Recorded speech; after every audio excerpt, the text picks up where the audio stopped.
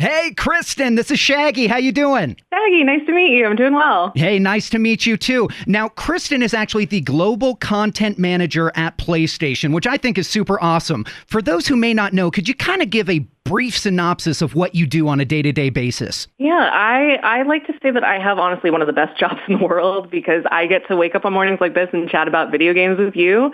But part of my job is I get to help bring news about what is coming to PlayStation to players. So that's straight from our PlayStation blog. We have info on release dates, new trailers, interviews with developers, all the fun, juicy details. So I'm super excited to be able to chat about what's coming to PlayStation this year. Man, that does sound like a lot of fun. Now, before we get to that, I will admit I am a huge PlayStation fan. Always have been, always will be. In fact, I was one of the first people to get my greasy paws on a PS5 when they first came out, and no one could actually find them. And one thing that really blew me away about the PS5 was the controller. That haptic feedback is on another level. Yeah, our DualSense controller is crazy. So haptic feedback, for folks who aren't familiar, this is sort of like the feeling that rumbles in your controller. So when you're walking on dirt, it feels different than if you're walking on snow, and all of the way that it feels in your hand while you're playing, while you're drawing the bow of a bow and arrow, everything like that. It really just immerses you in the game itself in a way that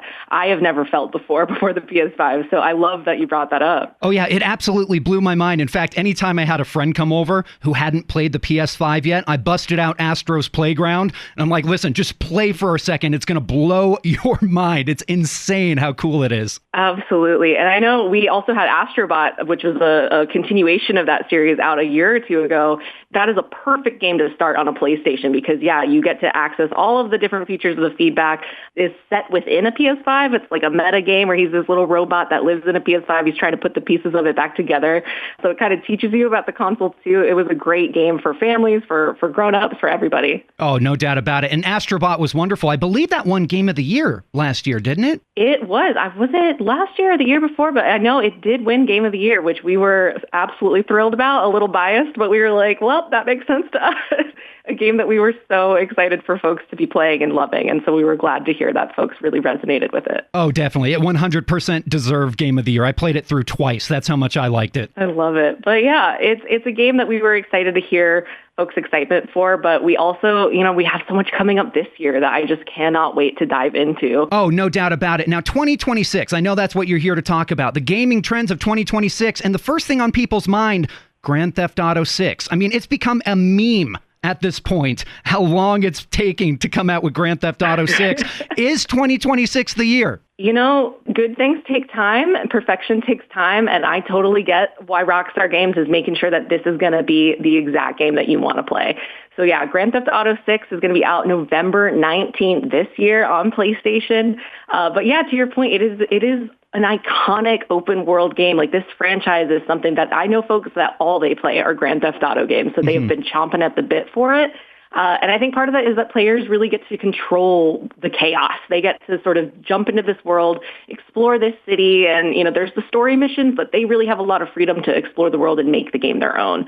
So we're really, really excited for that to come later this year. My favorite game of all time is Red Dead Redemption 2, so I'm definitely excited for GTA 6. But there you go. I'm also excited for Wolverine. Now, the question I have about Wolverine... Yes. Is this going to be the M-rated, bloody, gory Wolverine game that everyone's been waiting for? Well, I know the game is not yet rated, so I guess I can't speak to that just yet. But it is hoping to deliver that ultimate Wolverine fantasy. Yeah, that it's going to be fast, ferocious combat. It's going to be a gripping story, which you're going to get from Insomniac Games. They really understand comic book characters. They understand who Logan is, who Wolverine is, and helping to bring him to life. So yeah, you're going to get that brutal claw combat. You're going to have the claws. You're going to be just like absolutely relentless. So I'm so excited for that. It's going to be out in fall this year. We'll hopefully have more info for you soon. You can head to PlayStation blog and all of the details when those drop will be there. But yeah, Marvel's Wolverine absolutely is like the top of my list if I cannot wait to play it. I can't wait either. Now, would it be comparable to kind of the gameplay of the Spider-Man games? I do know that it has sort of like that you're exploring open cities and open worlds. So I can't speak quite too much to it just yet. But I know as soon as we have that info, we'll be able to share it on PlayStation Blog. Fantastic. And another game I'm excited about this year, actually the surprise game that I'm excited about, is 007 First Light. We have not seen a 007 game in quite some time. I remember when we would get a 007 game for every movie that came out. And it's like, we are in a dry spell. We need one badly. The world needs James Bond right now. So yeah, it is a perfect time to have him back. It's going to be out in May this year, 007 First Light. And what's great about this one, it is an original story. So this is James like you've never seen him before. And it's because this is like the young version of him in the MI6 training program. You're going to see how he becomes 007. Oh, cool. You're really going to get to jump in his shoes and become the agent himself. So, and I know for me personally, one of my favorite genres is any game that I get to sort of be a little sneaky person and move around and make decisions on my own of how I'm going to accomplish whatever mission. And IO Interactive, who are developing this game, they are the masters of sneak-style games like this. So it's going to be so much fun. All of the espionage, all of the thrill of the James Bond world. Yeah, coming May 27th this year to PS5. I cannot wait. This is actually one that I need to pre-order, so I'm very excited. Get on it now.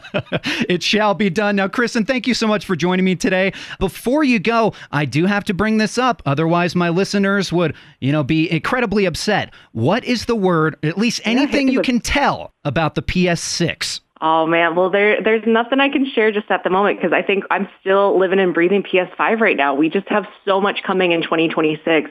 We chatted about a couple of comic book games, but we got sports games coming. We have some great blockbuster ones. We have indie titles.